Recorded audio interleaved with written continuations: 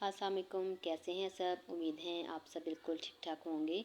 मैं भी अल्लाह का शुक्र है बिल्कुल खैरियत से हूँ जी। तो आज हम बनाने लगे हैं झटपट से तैयार होने वाली चॉकलेट आइसक्रीम, जो कि बच्चों और बड़ों दोनों की मोस्ट फेवरेट है। तो हमने लिया है एक पैकेट व्हिपिंग क्रीम का, और इसको हम इलेक्ट्रिक बीटर से अच्छी तरह व्हिप कर लेंगे। अच्छा, आप यहाँ चाहें तो अगर इलेक्ट्रिक बीटर नहीं है तो आप हाथ से भी कर सकते हैं। सिर्फ ये है कि उसमें थोड़ा सा टाइम ज़्यादा लग जाएगा। तो अच्छी तरह हम 2 से 3 मिनट लगाकर क्रीम को जो है वो अच्छी तरह व्हिप कर लेंगे, और हमने इसको इतना व्हिप करना है कि बिल्कुल थिक सी हो जाए।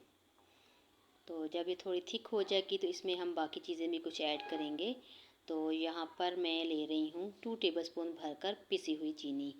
तो आप अगर थोड़ा कम मीठा पसंद करते हैं तो आप चीनी को स्किप भी कर सकते हैं, क्योंकि व्हिपिंग क्रीम और हमने साथ में दूसरी क्रीम भी ऐड करनी है, वो भी मीठी होती है। साथ में हमने यहाँ पर डाला है 2 टेबलस्पून बेकिंग कोको पाउडर। हमने इसको पहले वैसे मिक्स किया, और इसके बाद एक दफ़ा दोबारा हम अच्छी तरह जो है इसको व्हिप कर लेंगे।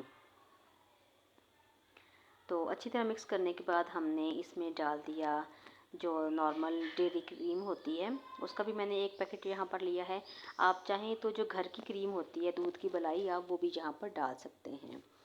तो इसको एक दफ़ा दोबारा मिक्स करने के बाद हम एक स्पैचुलर लेंगे और उसकी हेल्प से क्रीम को अच्छी तरह मिक्स करेंगे, क्योंकि दरमियान से तो जो क्रीम है वो अच्छी तरह बीटर से बीट होती रहती है, लेकिन जो साइडों पर रह जाती है वो अच्छी तरह मिक्स नहीं हो पाती।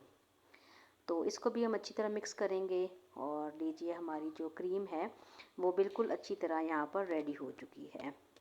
यहाँ पर मैंने थोड़ी सी चॉकलेट ली थी, डार्क चॉकलेट है ये, और इसको हम कद्दूकश कर लेंगे।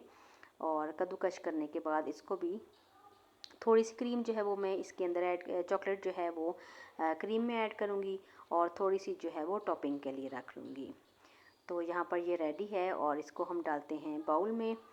किसी भी तरह का कंटेनर आप ले सकते हैं, और मैंने यहाँ पर आइसक्रीम का ही कंटेनर लिया था, और साथ में ऊपर डाला है अब मैंने चॉकलेट सिरम। अगर ये ना हो तो आप इसको स्किप भी कर सकते हैं, और साथ ही डाल दी इसमें चॉकलेट। तो अब इसको फ्रीज़ कर लेंगे, और फ्रीज़ करने के बाद इसकी कंडीशन देखते हैं कैसी है।